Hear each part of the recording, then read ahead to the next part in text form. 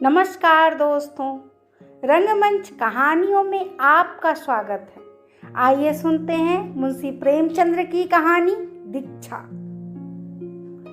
जब मैं स्कूल में पढ़ता था, गेंद खेलता था और अध्यापक महोदयों की घुड़कियां खाता था, अर्थात मेरी किशोरावस्था थी।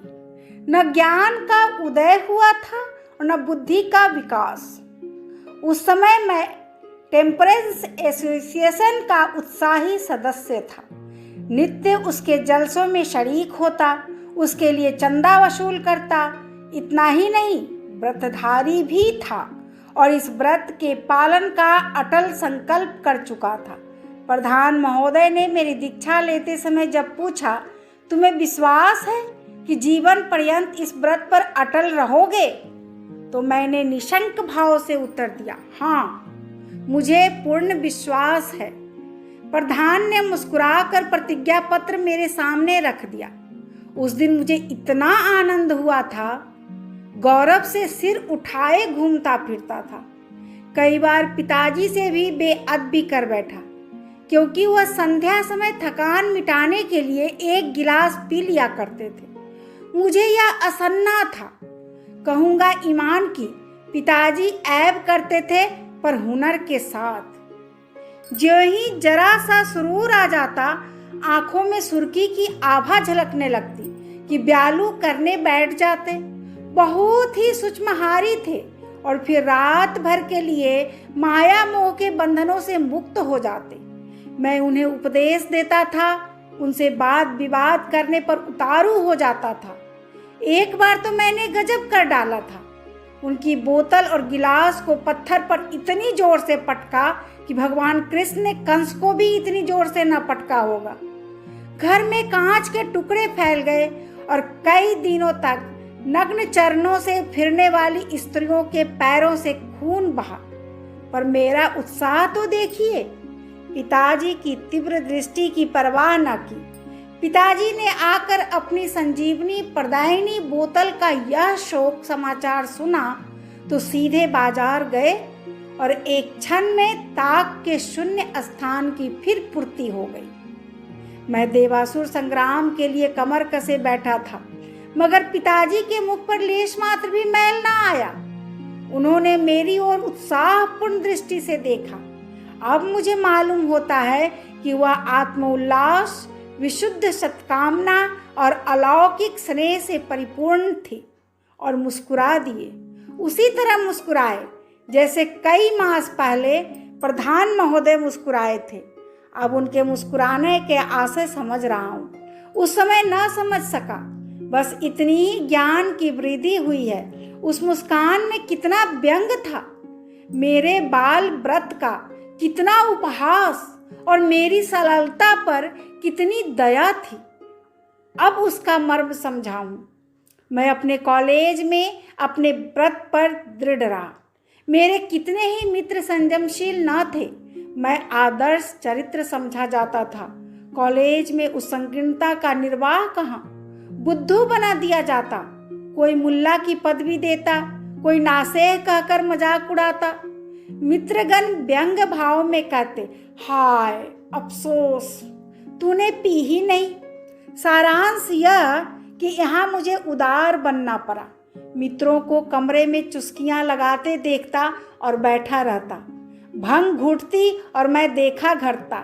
लोग आग्रह पूर्वक कहते, अजी जरा लो भी, तो विनीत भाव से कहता, क्षमा कीजिए, यह मेरे सिस्टम की सूट नहीं करती। सिद्धांत के बदले अब मुझे शारीरिक असमर्थता का बहाना करना पड़ा। वह सत्याग्रह का जोश जिसने पिता की बोतल पर हाथ साफ किया था, गायब हो गया था। यहाँ तक कि एक बार जब कॉलेज के चौथे वर्ष में मेरे लड़का पैदा होने की खबर मिली तो मेरी उदारता की हद हो गई।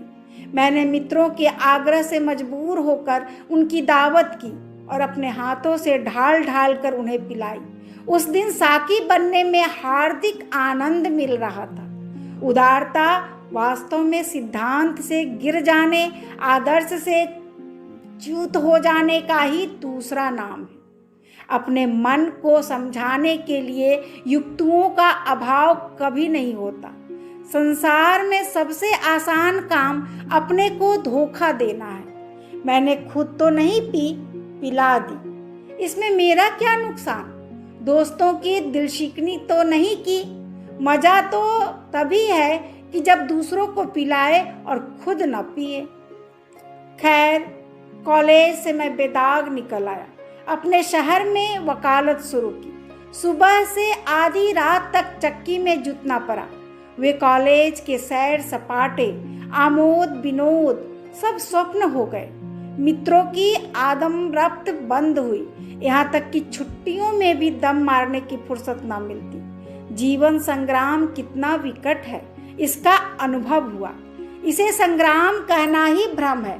संग्राम की उमंग, उत्तेजना, वीरता और जय ध्वनि यहाँ कहाँ? यह संग्राम नहीं, ठेलम ठेल, धक्का पेल है। यहाँ चाहे धक्का खाए मगर तमाशा घुस कर देखे कि दशा है। माशूक का वस्ल कहाँ? उसकी चौखट को चूमना, दरबान की गलियां खाना और अपना सा मुंह लेकर चले आना। दिन भर बैठे बैठे अरुचि हो जाती। मुश्किल से 2 चपातियां खाता और मन में कहता, क्या इन्हीं 2 चपातियों के लिए यह सिर मगजन और यह दीदा रेजी है?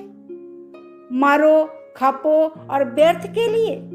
इसके साथ सा यह अरमान भी थी कि अपनी मोटर हो, विशाल भवन हो, थोड़ी सी जमींदारी हो, कुछ रुपये बैंक में हो।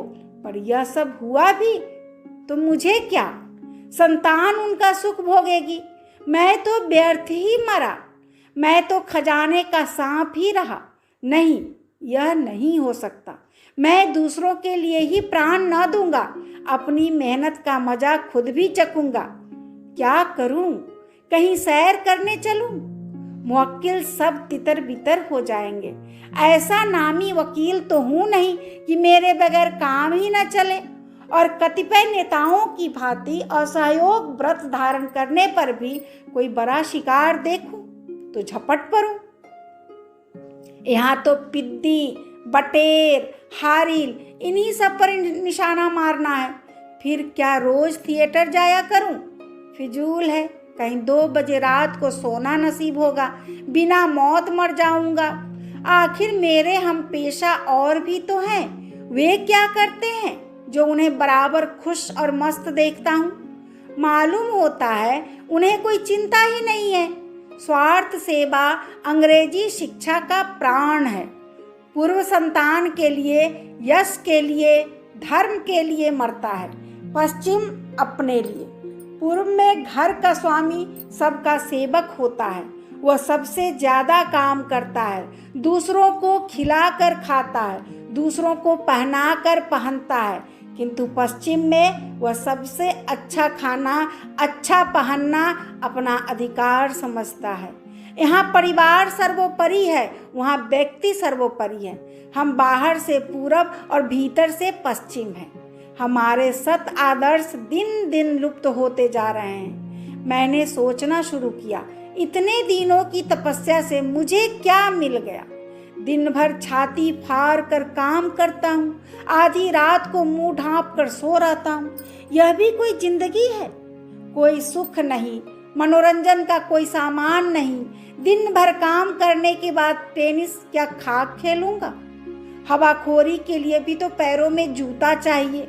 ऐसे जीवन को रसमय बनाने के लिए केवल एक ही उपाय है, आत्मविस्मृति, जो एक क्षण के लिए मुझे संसार की चिंताओं से मुक्त कर दे।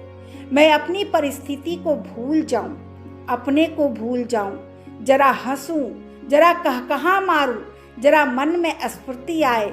केवल एक ही बूटी है जिसमें ये गुण है और वह मैं जानता हूँ।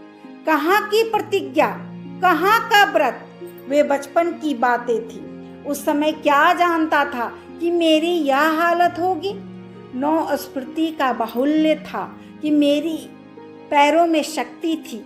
घोड़े पर सवार होने की क्या जरूरत थी? तब जवानी का नशा था। अब वह कहाँ? यह भावना मेरे पूर्व संचित समय की जड़ों को हिलाने लगी। यह नित्य नई नई युक्तियों से सशक्त होकर आती थी। क्यों? क्या तुम ही सबसे अधिक बुद्धिमान हो? सब तो पीते हैं। जजों को देखो, इजलास छोड़कर जाते और पी आते हैं।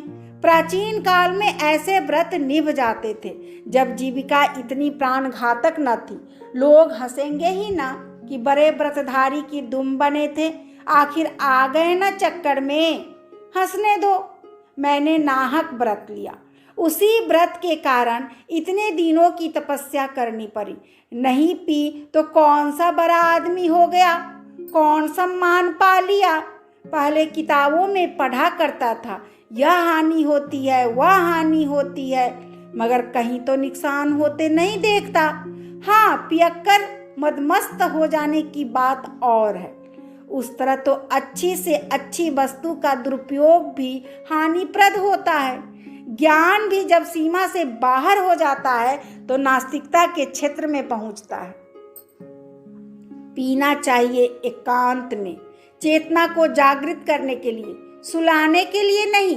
बस पहले दिन जरा जरा झिझक होगी, फिर किसका डर है। ऐसी आयोजन करना चाहिए कि लोग मुझे जबरदस्ती पिला दे, जिसमें अपनी शान बनी रहे। जब एक दिन प्रतिज्ञा टूट जाएगी तो फिर मुझे अपनी सफाई पेश करने की जरूरत न रहेगी। घर वालों के सामने भी आंखें नीची न करनी पड़ेगी। मैंने निश्चय किया यह अभिनय होली के दिन हो। इस दीक्षा के लिए इससे उत्तम मुहूर्त कौन होगा। होली पीने पिलाने का दिन है। उस दिन मस्त हो जाना क्षम्य है। पवित्र होली अगर हो सकती है तो पवित्र चोरी, पवित्र रिश्वत सितानी भी हो सकती है। होली आई, अब की बहुत इंतजार के बाद आई। मैंने दीक्षा लेने की तैयारी शुरू की। कई पीने वाले को निमंत्रित किया। केलनर की दुकान से विस्की और शैंपेन मंगवाई। लेमनेड, सोडा, बर्फ, गज्जक, खमीरा, तंबाकू वगैरह सब सामान मंगवाकर लैश कर दिया। कमरा बहुत बड़ा न था। कानूनी किताबों की अलमारियां हटवा दी, फर्श बिछवा दिया और शाम को मित्रों का इंतजार करने लगा, जैसे चिड़िया पंख फैलाए बहेलियों को बुला रही हो। मित्रगण एक एक करके आने लगे। 9 बजते बजते सब के सब आ बिराजे। उनमें कई तो ऐसे थे चुल्लू में उल्लू हो जाते थे, पर कितने ही कुंभज ऋषि के अनुयायी थे। पूरे समुद्र शोक, बोतल की बोतल गटगटा जाए और आंखों में सुर्खी न आए। मैंने बोतल, गिलास और गज्जक की तस्तरियां सामने लाकर रखी। एक महाशय बोले, यार बर्फ और सोडे के बगैर लुत्फ ना आएगा। मैंने उत्तर दिया, मंगवा रखा है, भूल गया था। एक, तो फिर बिस्मिल्लाह हो। दूसरा, शाकी कौन होगा? मैं, यह खिदमत मेरे सुपुर्द कीजिए। मैंने प्यालियां भर भर कर देनी शुरू की और यार लोग पीने लगे। हु हक का बाजार गर्म हुआ। अश्लील हास परिहास की आंधी सी चलने लगी, पर मुझे कोई न पूछता था। खूब अच्छा उल्लू बना। शायद मुझसे कहते हुए सकुचाते हैं। कोई मजाक से भी नहीं कहता, मानो मैं वैष्णव हूं। इन्हें कैसे इशारा करूं? आखिर सोच कर बोला, मैंने तो कभी पी ही नहीं।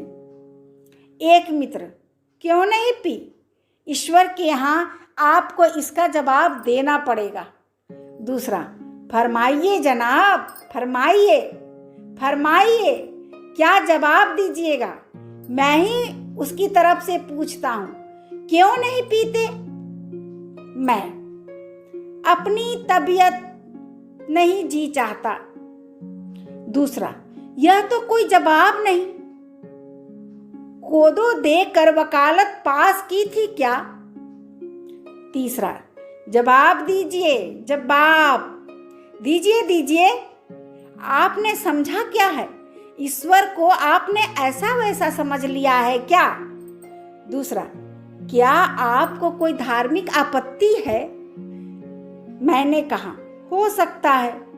तीसरा, वाह रे धर्मात्मा, क्यों ना हो, आप बड़े धर्मात्मा हैं, जरा आपकी दुम देखूं। मैं, क्या धर्मात्मा आदमियों के दुम होती है? चौथा, और क्या, किसी के हाथ की, किसी के 2 हाथ की, आप है किस फेर में? दुमदारों के सिवा आज धर्मात्मा है ही कौन? हम सब पापात्मा है, पापात्मा। तीसरा, धर्मात्मा वकील, ओहो, धर्मात्मा वेश्या, ओहो। दूसरा, धार्मिक आपत्ति तो आपको हो ही नहीं सकती। वकील होना धार्मिक विचारों से शून्य होने का चिन्ह है। मैं, भाई, मुझे सूट नहीं करती। तीसरा, अब मार लिया, मुझी को मार लिया, आपको सूट नहीं करती, मैं सूट करा दूं। दूसरा, क्या किसी डॉक्टर ने मना किया है? मैं, नहीं। तीसरा, वाह वाह, आप खुद ही डॉक्टर बन गए। अमृत आपको सूट नहीं करता। अरे धर्मात्मा जी, एक बार पी के देखिए। दूसरा, मुझे आपके मुंह से यह सुनकर आश्चर्य हुआ। भाई जी, यह दवा है, महाऔषधि है, यही सोमरस है। कहीं आपने टेम्परेंस की प्रतिज्ञा तो नहीं ले ली है? मैं, मान लीजिए ली हो तो। तीसरा, तो आप बुद्धू हैं, सीधे सीधे कोरे बुद्धू। चौथा, जाम चलने को है सब, अहले नजर बैठे हैं, आंख साकी ना चुराना, हम इधर बैठे हैं। दूसरा, हम सभी टेम्परेंस के प्रतिज्ञाधारी हैं, पर जब वह हम ही नहीं रहे तो वह प्रतिज्ञा कहाँ रही? हमारे नाम वही है, पर हम वह नहीं है। जहाँ लड़कपन की बातें की गई, वही वह प्रतिज्ञा भी गई। मैं, आखिर इससे फायदा क्या है? दूसरा, यह तो पीने ही से मालूम हो सकता है। एक प्याली पीजिए, फायदा ना मालूम हो तो फिर ना पीजिएगा। तीसरे, मारा मारा, अब मुझी को पिला कर छोड़ेंगे। चौथा, ऐसे में ख्यार है दिन रात पिया करते हैं, हम तो सोते में तेरा नाम लिया करते हैं। पहला, तुम लोगों से ना बनेगा, मैं पिलाना जानता हूँ। यह महाशय मोटे ताजे आदमी थे, मेरी टेटुआ दबाया और प्याली मुंह से लगा दी। मेरी प्रतिज्ञा टूट गई, दीक्षा मिल गई, मुराद पूरी हुई, किंतु बनावटी क्रोध से बोला, आप लोग मुझे अपने साथ मुझे भी ले डूबे। दूसरा, मुबारक हो, मुबारक हो। तीसरा, मुबारका मुबारका, 100 बार मुबारका। नवदीक्षित मनुष्य बड़ा धर्मपरायण होता है। मैं संध्या समय दिन भर की वाक्तितंडा से छुटकारा पाकर जब एकांत में अथवा 2-4 मित्रों के साथ बैठकर प्याले पर प्याले चढ़ाता तो चित्त उल्लसित हो उठता था। रात को निद्रा खूब आती थी, पर प्रातःकाल अंग अंग में पीड़ा होती, अंगड़ाइयाँ आती, मस्तिष्क शिथिल हो जाता। यही जी चाहता कि आराम से पलंग पर लेटा रहूं। मित्रों ने सलाह दी कि खुमारी उतारने के लिए सवेरे भी एक पैक ले लिया जाए तो अति उत्तम है। मेरे मन में भी बात बैठ गई। मुंह हाथ धोकर पहले संध्या किया करता था, अब मुंह हाथ धोकर चट अपने कमरे के एकांत में बोतल लेकर बैठ जाता। मैं इतना जानता था कि नशीली चीजों का चस्का बुरा होता है, आदमी धीरे धीरे उनका दास हो जाता है, यहाँ तक कि वह उनके बगैर कुछ काम ही नहीं कर सकता। परंतु ये बातें जानते हुए भी मैं उनके वशीभूत होता जाता था। यहाँ तक नौबत पहुंची कि नशे के बगैर कुछ काम ही न कर सकता। जिसे आमोद के लिए मुंह लगाया था, वह साल ही भर में मेरे लिए जल और वायु की भांति अत्यंत आवश्यक हो गई। अगर किसी मुकदमे में बहस करते करते देर हो जाती तो ऐसी थकावट चढ़ती थी मानो मंजिलों चला हूँ। उस दशा में घर आता तो अनायास ही बात बात पर झुंझलाता, कहीं नौकर को डांटता, कहीं बच्चों को पीटता, कहीं स्त्री पर गर्म होता। यह सब कुछ था, पर मैं कतिपय अन्य शराबियों की भांति नशा आते ही दून की न लेता था, अनर्गल बातें न करता था, हल्ला न मचाता था, न मेरे स्वास्थ्य पर ही मदिरा सेवन का कुछ बुरा असर नजर आता था। बरसात के दिन थे, नदी नाले बढ़े हुए थे। हुक्काम बरसात में भी दौरे करते हैं, उन्हें अपने भत्ते से मतलब। प्रजा को कितना कष्ट होता है, इससे उन्हें कुछ सरोकार नहीं। मैं एक मुकदमे में दौरे पर गया, अनुमान किया था कि संध्या तक लौट आऊंगा, मगर नदियों का चढ़ाव उतार पड़ा। 10 बजे पहुंचने के बदले शाम को पहुंचा। जज साहब मेरी प्रतीक्षा कर रहे थे। मुकदमा पेश हुआ, लेकिन बहस खत्म होते होते रात 9 बज गए। मैं अपनी हालत क्या कहूँ। जी चाहता था जज साहब को नोच खाऊं। कभी अपने प्रतिपक्षी वकील की दाढ़ी नोचने को जी चाहता था, जिसने बरबस बहस को इतना बढ़ाया। कभी जी चाहता था अपना सिर पीट लूं। मुझे सोच लेना चाहिए था कि आज रात को देर हो गई तो जज मेरा गुलाम तो है नहीं कि जो मेरी इच्छा हो वही करे। न खड़े रहा जाता न बैठे। छोटे मोटे पियक्कर मेरी दुर्दशा की कल्पना नहीं कर सकते। खैर 9 बजते बजते मुकदमा समाप्त हुआ, पर अब जाऊं कहाँ। बरसात की रात, कोसों तक आबादी का पता नहीं। घर लौटना कठिन ही नहीं, असंभव। आसपास भी कोई ऐसा गांव नहीं जहां संजीवनी मिल सके। गांव हो भी तो वहां जाए कौन। वकील कोई थानेदार नहीं कि किसी को बेगार में भेज दे। बड़े संकट में पड़ा हुआ था। मुवक्किल चले गए, दर्शक चले गए, बेगार चले गए। मेरा प्रतिद्वंदी मुसलमान चपरासी के दस्तरखान में शरीक होकर डाक बंगले के बरामदे में पड़ा रहा। पर मैं क्या करूं? यहाँ तो प्राणांत सा हो रहा था। वही बरामदे में टाट पर बैठा हुआ अपनी किस्मत को रो रहा था। न नींद ही आती थी कि इस कष्ट को भूल जाऊं, अपने को उसी की गोद में सौंप दूं। गुस्सा अलबत्ते था कि वह दूसरा वकील कितनी मीठी नींद सो रहा है, मानो ससुराल में सुख सेज पर सोया हुआ है। इधर तो मेरा यह बुरा हाल था, उधर डाक बंगले में साहब बहादुर गिलास पर गिलास चढ़ा रहे थे। शराब के ढालने की मधुर ध्वनि मेरे कानों में आकर चित्त को और भी व्याकुल कर देती। मुझसे बैठे न रहा गया। धीरे धीरे चिक के पास गया और अंदर झांकने लगा।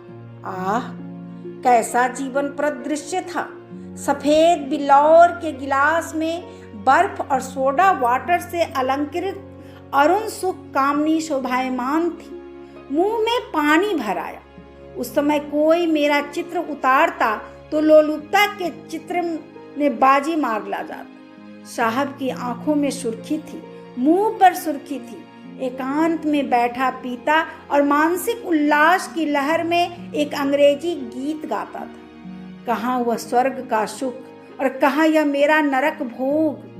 कई बार प्रबल इच्छा हुई कि साहब के पास चलकर एक गिलास मांगूं, पर डर लगता था कि कहीं शराब के बदले ठोकर मिलने लगे तो यहाँ कोई फरियाद सुनने वाला भी नहीं है। मैं वहां तब तक खड़ा रहा जब तक साहब का भोजन समाप्त न हो गया।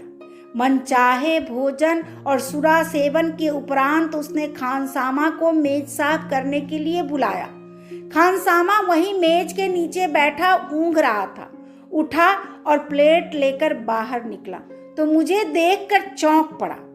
मैंने शीघ्र ही उसको आश्वासन दिया, डरो मत, डरो मत, मैं हूं। खानसामा ने चकित होकर कहा, आप हैं वकील साहब? क्या हुजूर यहाँ खड़े थे? मैं हाँ, जरा देखता था कि ये सब कैसे खाते पीते हैं। बहुत शराब पीता है। खान, अजी कुछ पूछिए मत, 2 बोतल दिन रात में साफ कर डालता है। 20 रुपया रोज की शराब पी जाता है। दौरे पर चलता है तो 4 दर्जन बोतलों से कम साथ नहीं रखता। मुझे भी कुछ आदत है, पर आज ना मिली। खान: तब तो आपको बड़ी तकलीफ हो रही होगी। मैं: क्या करूं, यहाँ तो कोई दुकान भी नहीं। समझता था जल्दी से मुकदमा हो जाएगा, घर लौट जाऊंगा, इसलिए कोई सामान साथ न लाया। खान: मुझे तो अफीम की आदत है, एक दिन ना मिले तो बावला हो जाता हूँ। अमल वाले को चाहे कुछ ना मिले, अमल मिल जाए तो उसे कोई फिक्र नहीं, खाना चाहे 3 दिन में मिले। वही हाल है भाई, भुगत रहा हूँ। ऐसा मालूम होता है बदन में जान ही नहीं है। खान: हुजूर को कम से कम 1 बोतल साथ रख लेनी चाहिए थी, जेब में डाल लेते। इतनी ही तो भूल हुई, नहीं रोना काहे का था। खान: नींद भी ना आती होगी। कैसी नींद, दम लबों पर है, न जाने रात कैसे गुजरेगी। मैं चाहता था खानसामा अपनी तरफ से मेरी अग्नि शांत करने का प्रस्ताव करे, जिसमें मुझे लज्जित न होना पड़े, पर खानसामा भी चंट था। बोला, अल्लाह का नाम लेकर सो जाइए, नींद कब तक ना आएगी। नींद तो ना आएगी, हाँ मर भले ही जाऊंगा। क्या साहब बोतलें गिनकर रखते हैं? गिनते तो क्या होंगे। खान: अरे हुजूर, एक ही मूजी है, बोतल पूरी नहीं होती तो उस पर निशान बना देता है, मजाल है कि 1 बूंद भी कम हो जाए। बड़ी मुसीबत है, मुझे तो 1 गिलास चाहिए, बस इतना ही चाहता हूँ कि नींद आ जाए, जो इनाम कहो वह दूं। खान: इनाम तो हुजूर देंगे ही, लेकिन खौफ यही है कि कहीं भाप गया तो मुझे जिंदा न छोड़ेगा। यार लाओ, अब ज्यादा सब्र की ताब नहीं है। खान: आपके लिए जान हाजिर है, पर 1 बोतल 10 रुपये में आती है। मैं कल किसी बेगार से मंगाकर तादाद पूरी कर दूंगा। 1 बोतल थोड़े ही पी जाऊंगा।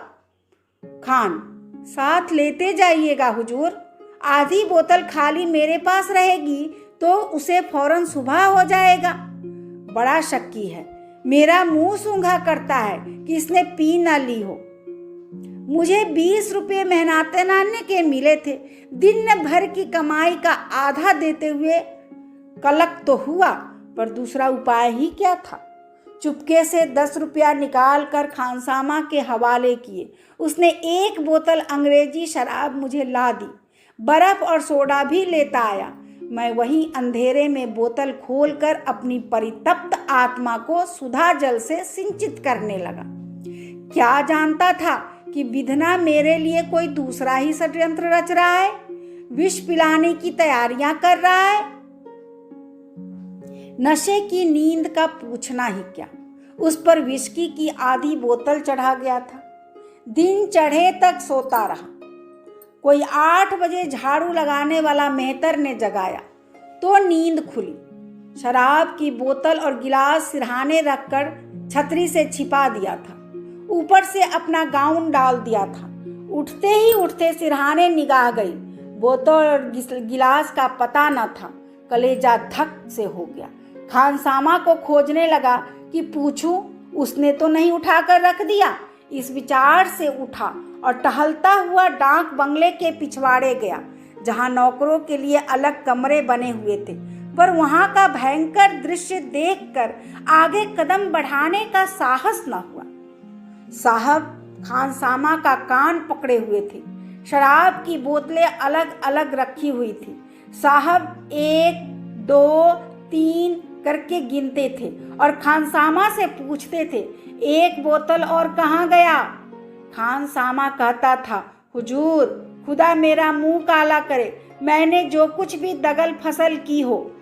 साहब, हम क्या झूठ बोलता है, 29 बोतल नहीं था। खान, हुजूर खुदा की कसम, मुझे नहीं मालूम कितनी बोतलें थी। इस पर साहब ने खानसामा के कई तमाचे लगाए। फिर कहा, तुम गिनो, तुम ना बताएगा तो हम तुमको जान से मार डालेगा। हमारा कुछ नहीं हो सकता, हम हाकिम है और हाकिम लोग हमारा दोस्त है। हम तुमको अभी अभी मार डालेगा, नहीं तो बतला दे एक बोतल कहाँ गया। मेरे प्राण सूख गए। बहुत दिनों के बाद ईश्वर की याद आई। मन ही मन गोवर्धन धारी का स्मरण करने लगा। अब लाज तुम्हारे हाथ है भगवान, तुम ही बचाओ तो नैया बच सकती है, नहीं तो मझधार में डूबी जाती है। अंग्रेज है, न जाने क्या मुसीबत ढा दे। भगवान, खानसामा का मुंह बंद कर दो, उसकी वाणी हर लो। तुमने बड़े बड़े द्रोहियों और दुष्टों की रक्षा की है। अजामिल को तुम्ही ने तारा था। मैं तो द्रोही हूँ, द्रोहियों का द्रोही हूँ। मेरा संकट हरो। अब की जान बची तो शराब की ओर आंख न उठाऊंगा। मार के आगे भूत भागता है। मुझे प्रतिक्षण यह शंका होती थी कि कहीं यहाँ लोकोक्ति चरितार्थ न हो जाए, कहीं खानसामा खुल न पड़े, नहीं तो फिर मेरी खैर नहीं। सनद छीने जाने का, चोरी का मुकदमा चल जाने का अथवा जज साहब से तिरस्कृत किए जाने का इतना भय न था जितना साहब के पदाघात का लक्ष्य बनने का। जालिम हंटर लेकर दौड़ न पड़े। यूं मैं इतना दुर्बल नहीं हूँ, हष्ट पुष्ट और साहसी मनुष्य हूँ। कॉलेज में खेल कूद के लिए पारितोषिक पा चुका हूँ। अब भी बरसात में 2 महीने मुकदर फेर लेता हूँ, लेकिन उस समय भय के मारे बुरा हाल था। मेरे नैतिक बल का आधार पहले ही नष्ट हो चुका था। चोर में बल कहाँ? मेरा मान, मेरा भविष्य, मेरा जीवन खानसामा के केवल एक शब्द पर निर्भर था, केवल एक शब्द पर। किसका जीवन सूत्र इतना छिन्न, इतना जीर्ण, इतना जर्जर होगा? मैं मन ही मन प्रतिज्ञा कर रहा था, शराबियों की तौबा नहीं, सच्ची दृढ़ प्रतिज्ञा कि इस संकट से बचा तो फिर शराब न पीऊंगा। मैंने अपने मन को चारों ओर से बांध रखने के लिए, उसके कुतर्कों का द्वार बंद करने के लिए एक भीषण शपथ खाई। मगर हाय रे दुर्देव, कोई सहायक न हुआ। न गोवर्धन धारी ने सुध ली, न नृसिंह भगवान ने। वे सब सतयुग में जाया करते थे। न प्रतिज्ञा कुछ काम आई, न शपथ का कुछ असर हुआ। मेरे भाग्य या दुर्भाग्य में जो कुछ बदा था वह हो कर रहा। विधना ने मेरी प्रतिज्ञा सुदृढ़ रखने के लिए शपथ को यथेष्ट न समझा। खानसामा बेचारा अपनी बात का धनी था। थप्पड़ खाए, ठोकर खाई, दाढ़ी नुचवाई, पर न खुला। बड़ा सत्यवादी वीर पुरुष था। मैं शायद ऐसी दशा में इतना अटल न रह सकता, शायद पहले ही थप्पड़ में उगल देता। उसकी ओर से मुझे जो घोर शंका हो रही थी वह निर्मूल सिद्ध हुआ। जब तक जीऊंगा उस वीरात्मा का गुणानुवाद करता रहूंगा। पर मेरे ऊपर दूसरी ओही ओर से ब्रजपात हुआ। खानसामा पर जब मार धार का कुछ असर न हुआ तो साहब उसके कान पकड़े हुए डाक बंगले की तरफ चले। मैंने उन्हें आते देखा, चटपट सामने बरामदे में जा बैठा और ऐसा मुंह बना लिया मानो कुछ जानता ही नहीं। साहब ने खानसामा को लाकर मेरे सामने खड़ा कर दिया। मैं भी उठकर खड़ा हो गया। उस समय यदि कोई मेरे हृदय को चीरता तो रक्त की एक बूंद भी ना निकलती। साहब ने मुझसे पूछा, वेल वकील साहब, तुम शराब पीता है? मैं इनकार न कर सका। तुमने रात शराब पी थी? मैं इनकार न कर सका। तुमने मेरे इस खानसामा से शराब ली थी? मैं इनकार न कर सका। तुमने रात को शराब पीकर बोतल और गिलास अपने सिर के नीचे छिपाकर रखा था? मैं इनकार न कर सका। मुझे भय था कि खानसामा कहीं खुल न पड़े, पर उल्टे मैं ही खुल पड़ा। तुम जानता है यह चोरी है। मैं इनकार न कर सका। हम तुमको मुअत्तल कर सकता है, तुम्हारा सनद छीन सकता है, तुमको जेल भेज सकता है। यथार्थी था। हम तुमको ठोकरों से मारकर गिरा सकता है, हमारा कुछ नहीं हो सकता। यथार्थी था। तुम काला आदमी वकील बनता है, हमारे खानसामा से चोरी का शराब लेता है। तुम शुअर, लेकिन हम तुमको वही सजा देगा जो तुम पसंद करे। तुम क्या चाहता है? मैंने कांपते हुए कहा, हुजूर, मुआफी चाहता हूं। नहीं, हम सजा पूछता है, जो हुजूर मुनासिब समझे। अच्छा, यही होगा। यह कहकर उस निर्दयी नर पिशाच ने 2 सिपाहियों को बुलाया और उसने मेरे दोनों हाथ पकड़वा दिए। मैं मौन धारण किए इस तरह सिर झुकाए खड़ा रहा जैसे कोई लड़का अध्यापक के सामने बेंत खाने को खड़ा होता है। उसने मुझे क्या दंड देने का विचारा है? कहीं मेरी मुश्कें तो न कसवाएगा या कान पकड़कर उठा बैठी तो न करवाएगा। देवताओं से सहायता मिलने की कोई आशा तो थी न, पर अदृश्य का आवाहन करने के अतिरिक्त और कोई उपाय भी क्या था? मुझे सिपाहियों के हाथ छोड़कर साहब दफ्तर में गए और वहां से मोहर छापने की स्याही और ब्रश लिए हुए निकले। अब मेरी आंखों से अश्रुपात होने लगा। यह घोर अपमान, और थोड़ी सी शराब के लिए, वह भी दुगने दाम देने पर। साहब ब्रश से मेरे मुंह में कालिमा पोत रहे थे, वह कालिमा जिसे धोने के लिए सेरो साबुन की जरूरत थी, और मैं भीगी बिल्ली की भांति खड़ा था।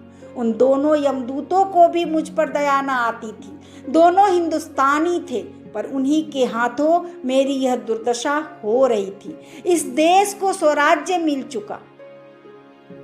साहब कालिमा पोतते पोतते और हंसते जाते थे, यहाँ तक कि आंखों के सिवा तिल भर भी जगह न बची। थोड़ी सी शराब के लिए आदमी से बनमानुस बनाया जा रहा था। दिल में सोच रहा था, यहाँ से जाते ही जाते बचा, पर मानहानि की नालिश कर दूंगा या किसी बदमाश से कह दूंगा इजलास ही पर बच्चा को जूतों से खबर ले। मुझे बनमानुस बनाकर साहब ने मेरे हाथ छुड़वा दिए और ताली बजाता हुआ मेरे पीछे दौड़ा। 9 बजे का समय था। कर्मचारी, मुवक्किल, चपरासी सभी आ गए। सैकड़ों आदमी जमा थे। मुझे न जाने क्या शामत सूझी कि वहां से भागा। यह उस प्रहसन का सबसे करुणाजनक दृश्य था। आगे आगे मैं दौड़ता जाता था, पीछे पीछे साहब और अन्य सैकड़ों आदमी तालियां बजाते, लेना लेना, जाने ना पावे का गुल मचाते दौड़े जाते थे, मानो किसी बंदर को भगा रहे हो। लगभग 1 मील तक यह दौड़ रही। वह तो कहो मैं कसरती आदमी हूँ, बचकर निकल आया, नहीं तो मेरी न जाने और क्या दुर्गति होती। शायद मुझे गधे पर बिठाकर घुमाना चाहते थे। जब सब पीछे रह गए तो मैं एक नाले के किनारे बेदम होकर बैठा रहा।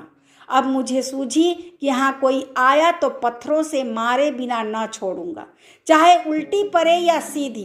किंतु मैंने नाले में मुंह धोने की चेष्टा नहीं की। जानता था पानी से यह कालिमा न छूटेगी। यही सोचता रहा कि इस अंग्रेज पर कैसे अभियोग चलाऊं। यह तो छिपाना ही पड़ेगा कि मैंने इसके खानसामा से चोरी की शराब ली।